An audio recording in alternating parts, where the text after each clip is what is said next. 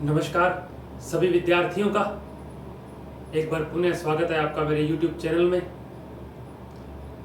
आज से हम कक्षा 10 की NCERT की जो पुस्तक है उसमें भूगोल विषय की पुस्तक के पाठ 1 संसाधन व विकास पर आज से चर्चा शुरू करेंगे। क्या इस पाठ में इम्पोर्टेंट है और किस प्रकार का क्वेश्चन हमसे बनता है। तो पाठ का नाम है संसाधन व विकास यानी रिसोर्स और इसका डेवलपमेंट। तो दो बिंदु हमारे सामने लिखे हुए हैं, एक है संसाधन यानी रिसोर्सेज और दूसरा बिंदु हमारे सामने लिखा हुआ है वो है विकास यानी डेवलपमेंट। पहले तो दोनों बिंदुओं पर बात करेंगे कि दोनों बिंदु का अर्थ और दोनों बिंदुओं का मतलब क्या है, इस पर पहले चर्चा करेंगे। तो पहला बिंदु है संसाधन। संसाधन को अंग्रेजी में रिसोर्स कहते हैं। वे वस्तुएं जो मानव की आवश्यकताओं की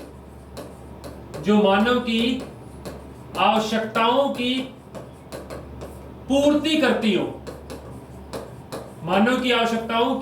करती हो वो संसाधन कहलाती है। पहली बात तो वे वस्तुएं जो मानव की आवश्यकताओं की पूर्ति करती हो क्या कहलाती हैं, संसाधन कहलाती हैं। यानी थिंग्स जो ह्यूमन की नीड्स को क्या करती हो, कंप्लीट करती हो, उसे रिसोर्सेज कहा जाता है। कोई भी वस्तु रिसोर्स हो सकती है परंतु वो हमारे लिए उपयोगी होनी चाहिए। जैसे मिट्टी हमारे लिए उपयोगी है, उसमें से हमें फूड्स जो है, फसलें जो है, क्रॉप्स जो है वो उगाते हैं हम उसमें। कोई भी चीज चाहे जल हो, आगे संसाधनों पर बात करेंगे। संसाधन दो प्रकार के होंगे, कृत्रिम और मानवीय, या इनका नवीकरणीय, अनवीकरणीय, जैविक, अजैविक, इन पर आगे बात करेंगे। दूसरी चीज है विकास। विकास यानी किसी भी वस्तु में या किसी भी चीज में गुणात्मक परिवर्तन। किसी भी चीज में गुणात्मक परिवर्तन क्या कहलाता है, विकास कहलाता है। वैसे विकास जो है वो वृद्धि के साथ चलता है, हमेशा ग्रोथ के साथ चलता है विकास। ग्रोथ भी वो जब वो क्या हो, पॉजिटिव हो। जब पॉजिटिव ग्रोथ होगी तभी विकास सकारात्मक होगा। वैसे वृद्धि जो है वो मात्रात्मक होती है, क्वांटिटेटिव होती है, परंतु विकास जो है वो गुणात्मक होता है यानी क्वालिटेटिव होता है। अब ग्रोथ जो है वो धनात्मक और ऋणात्मक दोनों हो सकती है, परंतु जब वृद्धि ऋणात्मक होगी तो विकास नहीं होगा। इसलिए विकास हमेशा वृद्धि के सकारात्मक या पॉजिटिव वे जो है उससे कनेक्ट करता है, उससे संबंधित रहता है। तो पहले दो बात हम, जो पाठ का नाम है संसाधन और विकास। संसाधन का मतलब क्या है, वे वस्तुएं जो मानव की आवश्यकताओं की क्या करती हो, पूर्ति करती हो, ह्यूमन की बेसिक नीड्स को कंप्लीट करती हो, उन्हें बोलते हैं संसाधन। दूसरी चीज है विकास। विकास का मतलब है किसी भी चीज के में गुणात्मक परिवर्तन। हम बात करें, हम जब छोटी कक्षाओं में होते हैं तो हमारी वर्ड पावर जो है वो इतनी बड़ी नहीं होती, परंतु जैसे जैसे हमारी क्लास बढ़ती जाती है हमारी वर्डिंग पावर भी क्या होती जाती है, बढ़ती जाती है। तो ये हमारे माइंड में परिवर्तन है और उसमें भी क्या गुणात्मक में जो बेसिकली शो नहीं होता। जैसे वृद्धि, हमारा शरीर लंबा हो रहा है, ये वृद्धि है, परंतु विकास जो है वो गुण में परिवर्तन को दर्शाता है, यानी क्वालिटी में जब चेंज हो, और वो भी कब, वृद्धि के साथ। और वृद्धि भी कौन सी, जब पॉजिटिव वृद्धि होगी तभी विकास होगा। इस बात का हम ध्यान रखेंगे। अब हम एक बात करते हैं कि संसाधन का पूरा जो क्राइटेरिया है वो कैसा है। तो हम इसको एक डायग्राम के माध्यम से समझेंगे कि संसाधन कितने प्रकार के हैं। संसाधनों के प्रकार पर पहले बात करते हैं। टाइप्स ऑफ रिसोर्सेज, कितने प्रकार के होते हैं संसाधन। संसाधन बड़े तौर पर दो प्रकार के होते हैं, प्राकृतिक यानी नेचुरल, और दूसरे कृत्रिम या मानवीय, इसे ह्यूमन रिसोर्सेज या आर्टिफिशियल रिसोर्सेज भी कहा जाता है। तो बड़े तौर पर संसाधन दो प्रकार के हैं, प्राकृतिक और कृत्रिम। अब प्राकृतिक संसाधन जो है वो पुनः दो प्रकार के हैं आगे। इनमें है नवीकरणीय और अनवीकरणीय। नवीकरणीय और अनवीकरणीय। नवीकरणीय मतलब वे रिसोर्सेज जिनको पुनः प्रयोग में लाया जा सकता है, वे संसाधन जिनको पुनः प्रयोग में लाया जा सकता है। हम बात करेंगे सौर ऊर्जा, पवन ऊर्जा, भूतापीय ऊर्जा, ज्वारीय ऊर्जा, बायोगैस, बायोमास, ये सब जो है ये नवीकरणीय संसाधन है, यानी जिन्हें एक बार समाप्त होने के बाद पुनः फिर से प्रयोग में लाया जा सकता है। जैसे सौर ऊर्जा, सूरज प्रतिदिन उगता है, चार्ज होती है प्लेटें, फिर सूरज छिपता है, फिर पुनः, यानी ये चलता रहता है। परंतु अनवीकरणीय संसाधन जिन्हें एक बार हम यूज करें वो क्या हो जाते हैं, समाप्त हो जाते हैं। जैसे पेट्रोल, जैसे कोयला, जैसे प्राकृतिक गैस, ये वो संसाधन है जो एक बार प्रयोग होने पर क्या हो जाते हैं, समाप्त हो जाते हैं। तो प्राकृतिक संसाधन दो प्रकार के हैं। अब इनमें भी आगे इसके भी प्रकार है, एक है सतत यानी कॉन्टिन्यूसली, और एक है जैव, इनको जैव संसाधन बोलते हैं। और जैव में भी दो प्रकार के हैं, एक आपकी वनस्पति यानी वेजिटेशन, और दूसरे आपके वन्य हैं जीव यानी वाइल्ड लाइफ। तो नवीकरणीय संसाधन, मैं पुनः कह रहा हूं नवीकरणीय, जिनको पुनः बार बार प्रयोग में लाया जा सकता है, जैसे सतत निरंतर चलने वाले। इनमें भी जैव दो प्रकार के, वनस्पति पुनः उग जाती है, वन्य जीव भी हम पुनः बनते रहते हैं। तो वनस्पति और वन्य जीव नवीकरणीय संसाधन है। हमसे पेपर में एग्जाम्पल पूछा जाएगा कि नवीकरणीय अनवीकरणीय संसाधनों के दो उदाहरण बताइए। तो जैव संसाधनों में वनस्पति और वन्य जीव कौन से संसाधन है, नवीकरणीय संसाधन है, यानी रिन्यूएबल संसाधन है। इसी प्रकार से अनवीकरणीय सभी प्रकार के मेटल्स, धातुएं, सभी प्रकार के ऊर्जा खनिज, जैसे कोयल, पेट्रोलियम, जितने भी मेटल्स हैं आपके, वो सब कौन से हैं, अनवीकरणीय संसाधन में आते हैं। मानवीय संसाधन, कोई भी संरचना, कोई भी स्ट्रक्चर हमने बनाई हो, चाहे वो रोड हो, ट्रांसपोर्ट हो, भवन हो, बिल्डिंग्स हो, वो सब जो है मानव निर्मित संसाधन है, हमारे लिए उपयोगी है।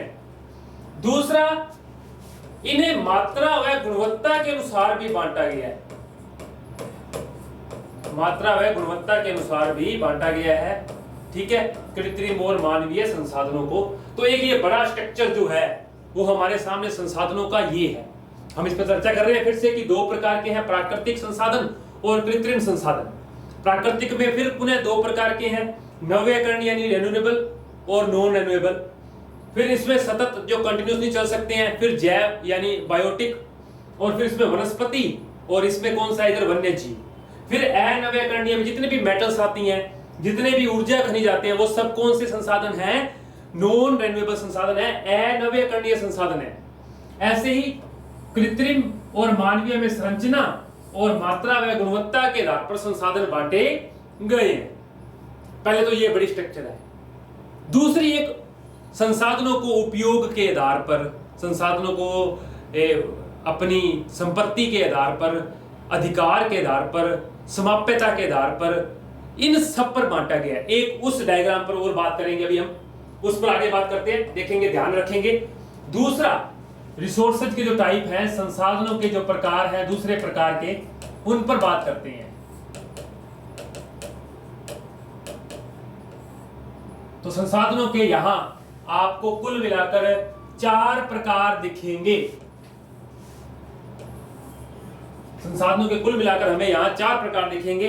पहला है उत्पत्ति के आधार पर, उत्पत्ति यानी ओरिजिन बेस, उत्पत्ति के आधार पर संसाधन।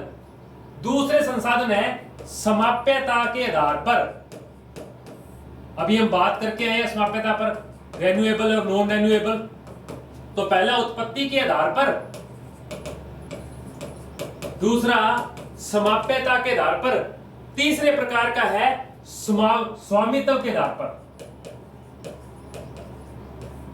स्वामित्व के आधार पर।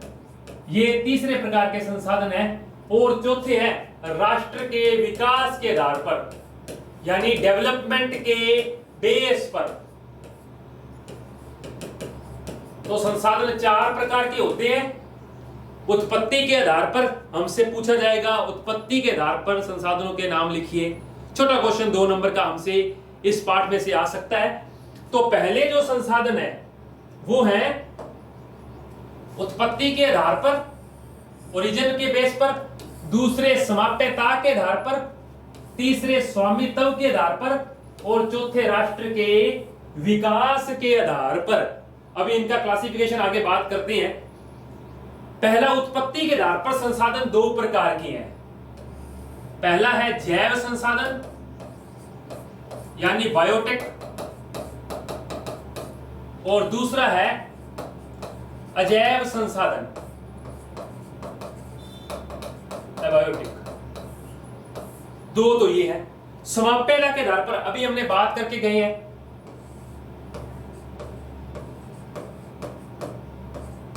नव्यकरणीय और दूसरे हैं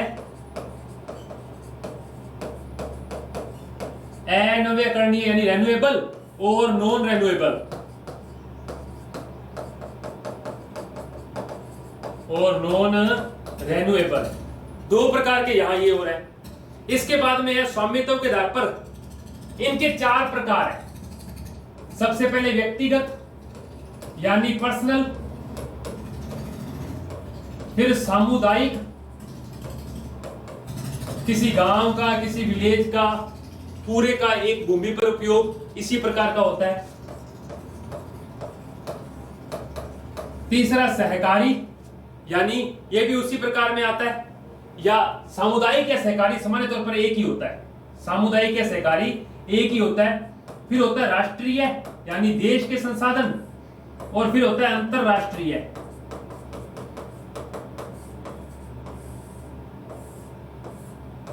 वो से सहकारी या सामुदायिक संसाधन, ये दोनों एक ही, ध्यान रखेंगे ये एक ही है। फिर राष्ट्र के विकास के आधार पर संभावी, विकसित, जो संसाधन संभावी है, जो संसाधन विकसित है। तीसरा जिनका संचित कोष है, और फिर है भंडार, जिन साधनों का हमारे पास क्या है, भंडार है, या विकसित भंडार में भी ये आते हैं, एक साथ ही आ सकते हैं इन्हें भी। परंतु विकसित जो पूरे विकसित हो चुके हैं, भंडार जो हमारे पास खुद के पास है, ठीक है, जो संसाधन हमारे देश में है या जिनका पता लग चुका है, इन पर बात करेंगे अभी चारों के चारों पर। तो सबसे पहले उत्पत्ति के आधार पर संसाधनों पर बात करते हैं। सबसे पहले जैव और दूसरे हैं अजैव। सिंपल सी बात है, जिन संसाधनों में जीवन व्याप्त है यानी जिनमें लाइफ है, और वे संसाधन जिनमें जीवन व्याप्त नहीं है, लाइफ नहीं है, वो कौन से संसाधन होते हैं, अजैविक संसाधन होते हैं भी। जैसे अभी हमने बात की जीवन किन किन में है, हम खुद मनुष्य, सभी की सभी वनस्पति, वेजिटेशन सारी की सारी, इसके साथ वन्य जीव यानी वाइल्ड लाइफ, वो भी एक बायोटिक रिसोर्सेज है। इसके अलावा पशुधन, एनिमल्स वगैरह, ये सब इन्हीं प्रकार में आते हैं। और वे संसाधन जिनमें जीवन व्याप्त नहीं है, आप सभी चट्टानों को ले लीजिए, आप सभी खनिजों को ले लीजिए, ये सब जिनमें जीवन व्याप्त नहीं है, वो कौन से होते हैं, सभी की सभी ऊर्जा खनिज भी ले लीजिए, चाहे आप मिनरल सारे, धातुओं पर ले लीजिए, मेटल्स ले लीजिए सारी, ये सब कौन से संसाधन है? अजैव संसाधन है, इनमें जीवन व्याप्त नहीं है। फिर दूसरे नवीकरणीय और अनवीकरणीय। अभी हमने बात की कि वे संसाधन जिनका हम पुनः उपयोग कर सकते हैं वो तो किस में आते हैं? नवीकरणीय में। और जिनका पुनः उपयोग नहीं कर सकते वो किन में आते हैं? अनवीकरणीय। तो पहले पुनः उपयोग। अब पुनः उपयोग हम सौर ऊर्जा, पवन ऊर्जा, बायोगैस, बायोमास, भूतापीय ऊर्जा, सागरीय ऊर्जा या ज्वारीय ऊर्जा, ये सभी संसाधन जो है वो नवीकरणीय है। पवन चक्की आपने देखी है लगी होती है, उन पर हवा चलती है, वो घूमती रहती है और बिजली बनती रहती है। तो ऐसे जो निरंतर चलने वाले हैं, जो कभी समाप्त नहीं होंगे, वो नवीकरणीय में आते हैं और जिनका हम बार बार उपयोग कर सकते हैं। अनवीकरणीय जिनका हम पुनः उपयोग नहीं कर सकते। अभी हमने बात की जितने भी खनिज संसाधन हैं, जितने भी धातुएं हैं, जितने भी ऊर्जा खनिज हैं, वो सब किस प्रकार के संसाधन हैं? वो सब अनवीकरणीय प्रकार के संसाधन हैं। अब इनमें एक अच्छी बात है, कुछ संसाधन चक्रीय होते हैं, यानी साइकिल में, जैसे लोहा। अब हमने लोहे से कोई चीज वस्तु बनाई, उस पर जंग लगनी शुरू हुई, उसे पुनः पिघलाकर हम किसी नई वस्तु में डाल सकते हैं। तो कुछ संसाधन चक्रीय भी होते हैं, जो एक चक्र के रूप में बार बार चलते रहते हैं। इस पर भी ध्यान रखें, एक अलग से चक्रीय संसाधन लोहा एक चक्रीय संसाधन है। इसके बाद 3 संसाधन पढ़ेंगे, या वैसे 4 पढ़ेंगे, व्यक्तिगत, सामुदायिक या सहकारी, राष्ट्रीय और अंतरराष्ट्रीय।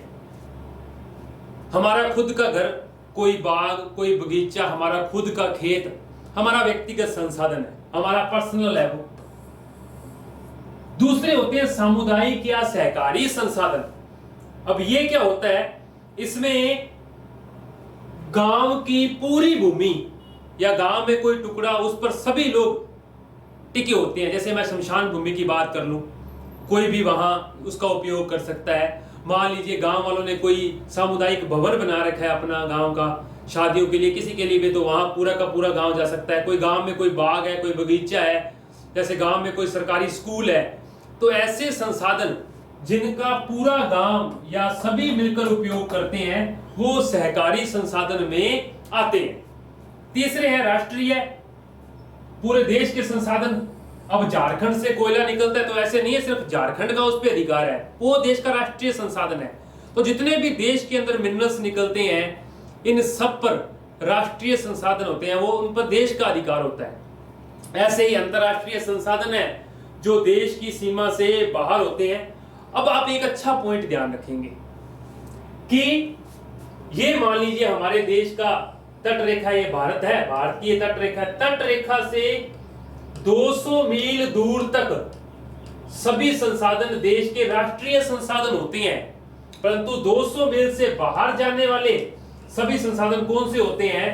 अंतरराष्ट्रीय संसाधन होते हैं। उस पर सभी देशों का अधिकार होता है। जैसे जितने भी आप ओशियन रूट्स देखेंगे, तो जितने भी आप एयरप्लेन रूट्स देखेंगे, वो सब जो है अंतरराष्ट्रीय संसाधन है, उनका कोई भी उपयोग कर सकता है।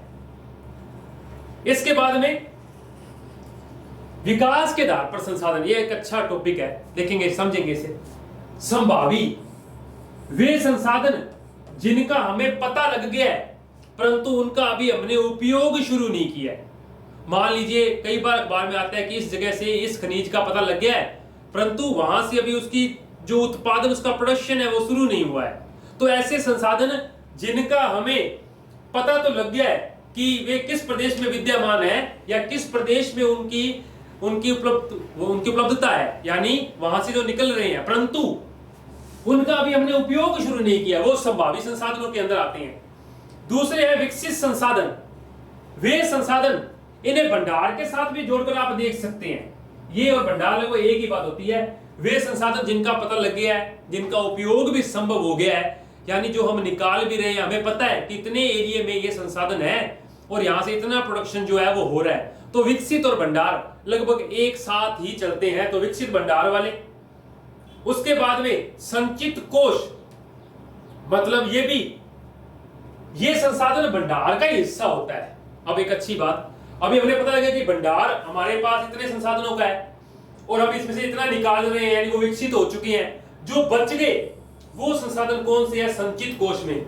जैसे बात करें भारत के पास मान लो 2000 मीट्रिक टन कोयला है। अब ये हमारे पास भंडार है। अब इसमें से हमने 120 टन मीट्रिक निकाल लिया, 100 टन मीट्रिक टन निकाल लिया, तो पीछे जो 1900 मीट्रिक टन बचा है वो किस में आएगा? संचित कोष में आएगा, कि हमारे पास कितना रिसोर्सेज इसके बाद में अवेलेबल है, कितना हमारे पास पड़ा है। तो ये संसाधनों के 4 प्रकार और हैं। पहले हमने पीछे बात की प्राकृतिक और कृत्रिम के आधार पर, अब हमने उनके ओरिजिन के बेस पर, उनके समाप्यता के बेस पर, उनके स्वामित्व के आधार पर और राष्ट्र के विकास के आधार पर संसाधनों की बात की है कि ये किस किस प्रकार के होते हैं। ये हमारा पहला पॉइंट था, क्योंकि हमने 2 बिंदु लेकर चले थे, पहले संसाधन का बिंदु, अब हम चलेंगे विकास का बिंदु लेकर, कि विकास जो है उसका क्या पर्सपेक्टिव है इस चैप्टर में, उसका क्या मान है। चलिए पहले बात करते हैं संसाधनों का विकास।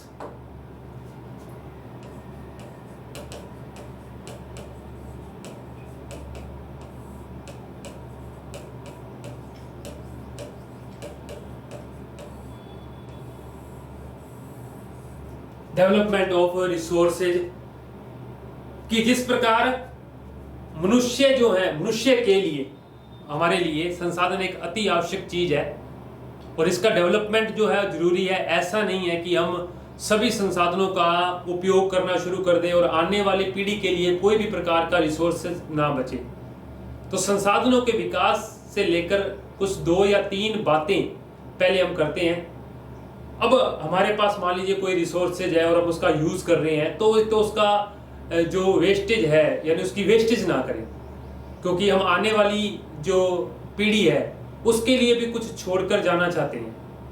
अंधाधुंध दोहन, यानी उसका ऐसे नहीं सभी संसाधन निकाल लिए जाएं।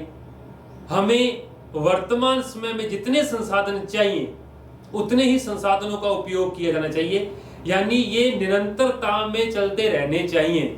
और जो संसाधन रेन्यूएबल हैं, जो मतलब पुनः उपयोग में लाए जा सकते हैं, उनका हमें अधिक प्रयोग करना चाहिए। जबकि जिन संसाधनों का उपयोग करके वो एक बार में समाप्त हो जाते हैं, उन संसाधनों को लंबे समय तक चलाने की हमें जो है ये विधि जो है वो अपनानी चाहिए, ताकि संसाधन जो है वो लंबे समय तक रहें। ऐसे नहीं हो कि वो जल्दी समाप्त हो जाएं और हमें वो पुनः इस धरती पर देखने को न मिले। तो संसाधनों के विकास पर बात करेंगे, तो मैंने वही बात की कि मनुष्य के लिए संसाधन जरूरी है और हमें इसकी गुणवत्ता को और इसकी मात्रा को बनाए रखना होगा, क्योंकि संसाधन लंबे समय की प्रक्रिया के बाद बनते हैं। आप इतने भी खनिज देखेंगे, ऐसे नहीं है कि लोहा कल बन जाएगा, तो ये बहुत लंबे समय की, हजारों वर्षों की प्रक्रिया का परिणाम है। तो इनका उपयोग भी जो है वो एक अच्छे तरीके से होना चाहिए। इसी प्रकार संसाधनों के अंधाधुंध दोहन से बहुत सी समस्याएं पैदा हो गई हैं। आप ओजोन परत का क्षरण देख लीजिए, आप ग्लोबल वार्मिंग को देख लीजिए, ये सब एनवायरमेंट पोल्यूशन को देख लीजिए, पर्यावरण प्रदूषण को, ये संसाधनों के अत्यधिक यूज से पैदा हुई हैं। अत्यधिक दोहन से हमारे वायुमंडल में ओजोन डिप्लेशन, ओजोन परत का क्षरण, ग्लोबल वार्मिंग, उसी प्रकार से एनवायरमेंट पोल्यूशन, ये सब समस्याएं जो हैं वो इसी प्रकार से संसाधनों के अत्यधिक दोहन से पैदा हुई हैं। अब हम एक छोटी सी विचारधारा पर बात करते हैं। एक सस्टेनेबल डेवलपमेंट नाम से एक पॉइंट है आपके चैप्टर में, और बहुत बार यहां से क्वेश्चन आया है कि सतत पोषणीय विकास को या सस्टेनेबल डेवलपमेंट को समझाइए। तो सतत पोषणीय विकास क्या है? सस्टेनेबल डेवलपमेंट क्या है और ये कैसे काम करता है? एक अच्छा बिंदु, सतत का मतलब है निरंतर, सस्टेनेबल डेवलपमेंट यानी सतत पोषणीय विकास क्या है कि पर्यावरण को बिना नुकसान पहुंचाए, पर्यावरण को बिना नुकसान पहुंचाए संसाधनों का प्रयोग करना, पर्यावरण को बिना नुकसान पहुंचाए संसाधनों का उपयोग करना सतत पोषणीय विकास कहलाता है। या संसाधनों का आने वाली भविष्य में संसाधनों के उपयोग को देखते हुए उनको यूज करना जो है वो सतत पोषणीय विकास कहलाता है। पहले इस बात को नोट करेंगे कि पर्यावरण को बिना नुकसान पहुंचाए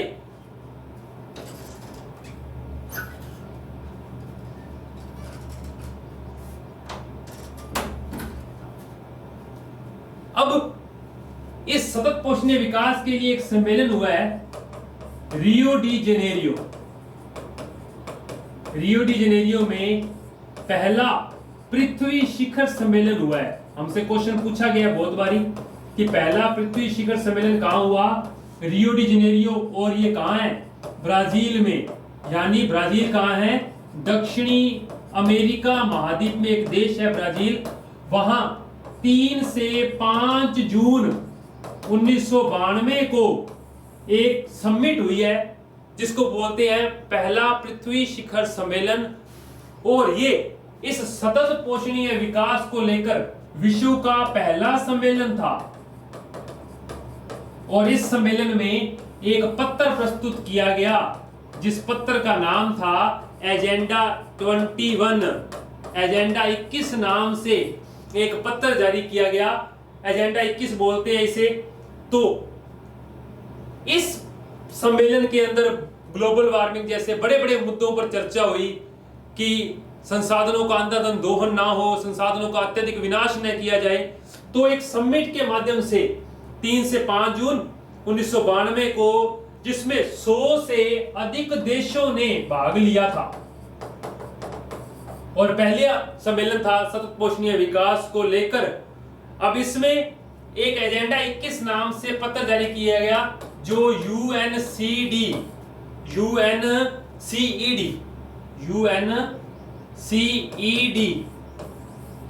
संस्था जो है उसने इसको जारी किया। इसका नाम है संयुक्त राष्ट्र पर्यावरण और विकास सम्मेलन। संयुक्त राष्ट्र पर्यावरण व विकास सम्मेलन, इनके द्वारा एजेंडा 21 यानी 21 सूत्रीय मांग का एक पत्र प्रस्तुत किया गया जिस पर जो प्रॉब्लम्स थी उनको लिखा गया और इनके बारे में क्या क्या सुझाव है वो दिए गए सारे के सारे। तो ये संसाधनों के विकास से लेकर एक छोटा सा बिंदु आपके इस पाठ में जो है वो कंप्लीट होता है। हम अगली कक्षा में एक छोटे बिंदु भू संसाधन यानी भूमि संसाधन पर बात करेंगे कि उसके अंदर क्या क्या पॉइंट जो है वो बाकी हैं। तब तक के लिए धन्यवाद, नमस्कार।